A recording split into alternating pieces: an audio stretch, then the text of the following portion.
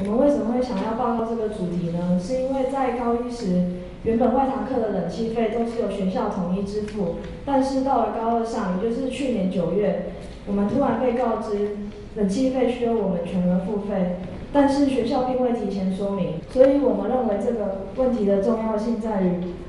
这影响到了学生的财产权，同时也剥夺了学生参与学校事务讨论的机会。所以，我们提出了以下2个问题。问题一：以使用者付费的名义更改学校原本的制度，但是真的就有学生在使用吗？这样公平吗？问题2：冷气卡拔插易造成冷气的损坏，能源的浪费是否符合最初冷气卡制省钱的目的？因此，我们以班为单位做了问卷调查，问卷内容有问题来源，还有问题的重要性。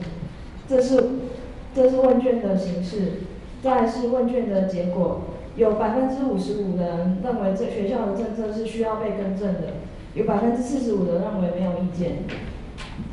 然后，为了解决上述的问题，并且拟定更完善可行的行动计划，我们有去访问外校的冷气使用制度，以及外校学生及校内师长对冷气制度的看法。这是我们访问的学校，总共有9所。像是建中、成功、中山及师大，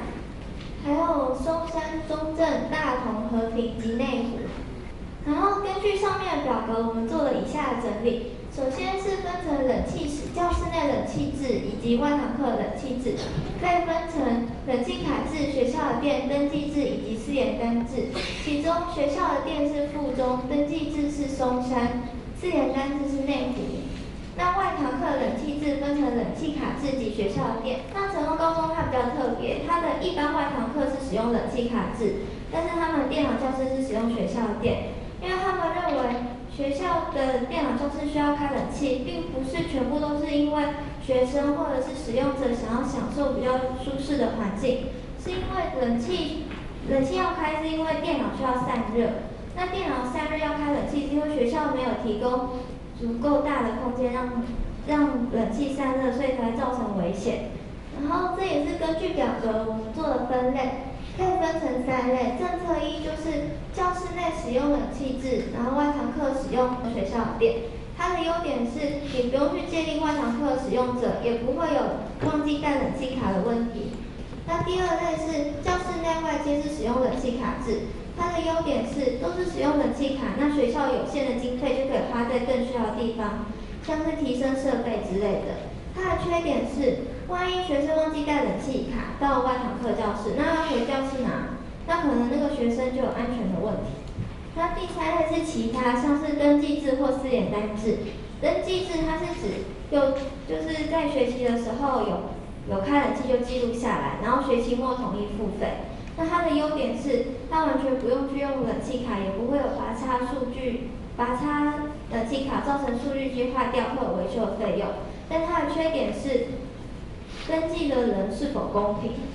那这是我们学校老师对我们的看法。那大多数的老师是赞成现在的制度，因为使用者付费名义并没有危害到学生的权益。但是有一些老师提出比较不同的看法，他们觉得说，如果外堂课也使用冷气卡制，那可能会有学生的安全问题，就是万一忘记带冷气卡，那学生回教室拿，那个同学的安全问题是没有人可以保证的。综合了上述其他学校的不同政策以及我们的观点，我们提出了我们的方案。首先，我们将学校的电费分成了3个系统。第一个，我们将电脑教室用了学校的电，由学校来支付这一笔钱。它的好处在于说，学校的机器要排热，如果没有开冷气的话，则会造成教室内的温度逐渐上升。即使是在冬天的时候，也需要开冷气，保持教室内的温度逐渐平衡。第2个，设置学生教室冷气卡的储值系统，就是讲说在我们学生的教室是使用冷气卡制。然后第3个，在一般的外堂课教室，像说美术教室、音乐教室、家政教室等，这是由老师负责保管冷气卡，然后等到学期末的时候，再依照每个班级的课堂比例，然后去平分所花费的钱。然后我们所提出的这政策的优势是，第一个，它可以满足使用者付费的观点；第二个，它可以避免冷气机的坏掉。如果冷气卡一直拔插的话，它容易造成冷气机的坏损。像我们学校已经出现有些教室的冷气已经出现了漏水的情形。第三个，可以避免不必要的浪费。当冷气卡在拔插的过程，容易耗损电力，然后也会耗损能源。然后我们的缺点是因为现在我们学校并没有这种机器，所以如果要实行我们的这政策的话，可能就必须要由人工来计算这个费用。然后第二个，因为要研发这种机器，所以可能还要再额外去多付一笔钱去开发它。然后我们的这个政策并没有违反到宪法，原因在于我们并没有侵犯到人民的自由、生命、财产、宗教等信仰问题。于是我们就拟定了行动计划。那我们计划要采取的行动可以分为2个部分。第一个，我们可以向学生会、班联会还有家长会来提案，来让他们替学生伸张权益。第二个，我们也可以联署聚集学生的意见，让学校来正视这个问题。支持我们的话，会有主任啊、外堂课老师、民意代表、学生专任老师也会支持我们。那反对我们的话，部分总务处会反对我们，因为我们这个政策在执行的时候，总务处会比较麻烦一点，因为每一班的收费标准都不太一样，所以总务处容易出现行政上的错误，就像是算错钱的部分。这是调查结果，只有12%的人反对我们，而反对我们的大部分都是2、3类组的同学，因为2、3类组会认为我们所提的方案对他们并没有受益到，因为他们并没有上电脑课。那支持我们的话，就有60%的同学都支持我们，可见我们所提出的方案深得大家的支持，而且也是可行的。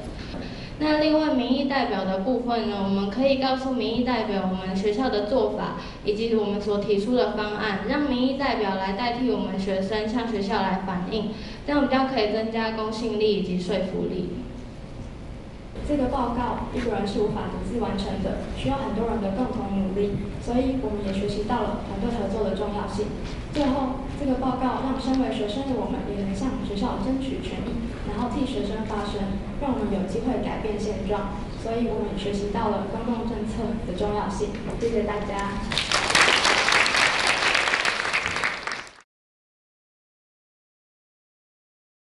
我想请问一下，如果要达成为了达成避免参与权受影响以及积极参与学校事务的权利的话，这个目的之下，在行动方案上我们应该如何落实？谢谢。想请问一下，说学校把那个用冷气卡这个制度，除了使用者付费的理由之外，还有没有其他的理由？例如说节省能源或者其他的考虑，这是我想请问的。然后就是说学校做这个冷气制度的改变，你们有了解它是整个政策它拟定的这个过程吗？它是怎么拟定决定这个政策的？就是在校方的部分。还有就是说校方已经实施了这个冷气卡之后，对于节约能源是不是真的有一些帮助？有没有做一些调查跟比较？谢谢。请问一下同学，如果以成本效益来分析你们提出的政策，你真的觉得它是可行，而且比较好用？因为我刚刚听到你们报告是蛮有预计的这个政策。我们学校的那个政策，我们是有访问过我们学校的总务处，他们给我们的讲法是说，那个因为觉得像之前学校就是外行课都是由学校来支付这笔钱，然后如果说像这学期改成的现在是外行课也是由学生来支付的话，这样才可以符合说是因为是学生自己催的，所以才是那个满足了使用者付费的观点，对。因为当初我们是临时被告知的，所以我们就是突然就变成使用者付费，然后就刚一开始的时候就是我们到外堂课之后，老师才说，你们冷气卡呢？然后我们才知道说这学期是要变成要带自己的冷气卡，那就造成很多不方便。然后后来就是学生就就是有别的老师来去问，就是在教室上课，老师说你们知道这件事情吗？那其实很多老师都是不知道的，所以我们才有去做这个问题。想请问就是说，对于学校这个政策的拟定的过程，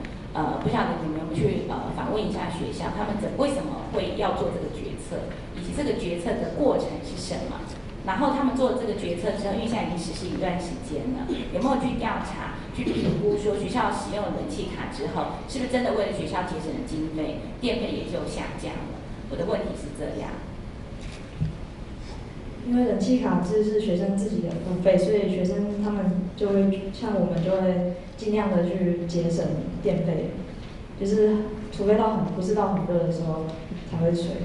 就是很热的时候才会吹。一开始说你们需要有一个新的一个政策，说外堂课要冷气卡。那我现在想有说明说，你们大家觉得这个制度的问题对你们来讲问题在哪？因为我现在听到一个是，好像可能是你们自己要出钱，这是一个问题出来，还是说用冷气卡本身，就是你们自己出钱没关系，但是用冷气卡本身你们觉得是问题，还是说你们觉得老师也要用教室，也要上课，但老师不用付钱，就要全部都学生去付钱，你们觉得这是问题？就是你们后面提出来的这个解决方案，到底是要解决哪一个问题？你们觉得真正的问题是在哪里？就是外堂课冷气卡，你上课才插的话，冷度会不够，就是到了快下课才会凉。这样子有学生反映说，那还需要用冷气卡，就是这样还需要用冷气卡付费来开冷气吗？这样好像就是没有冷度。他说最一开始我们认为这3个都是问题。但是在做完之后，我们觉得其实使用者付费要求我们付费也没有错，因为老师是少数，而且就是那应该只是老师跟学生之间的沟通吧，而且老师也教我们很多。然后到后来，我们觉得要解决这个方案，其实不一定是使用者付费的观点，还有冷气卡本身制度，因为我们已经有了那些数据集，所以如果我们现在完全不用冷气卡制，那当初安装那些数据集不就又浪费了吗？就是我们卡什么都是已经是现成，那我们只是想要降低拔插的几率，然后降低维修的费用。那我们再用热情的掌声，谢谢我们这一组同学。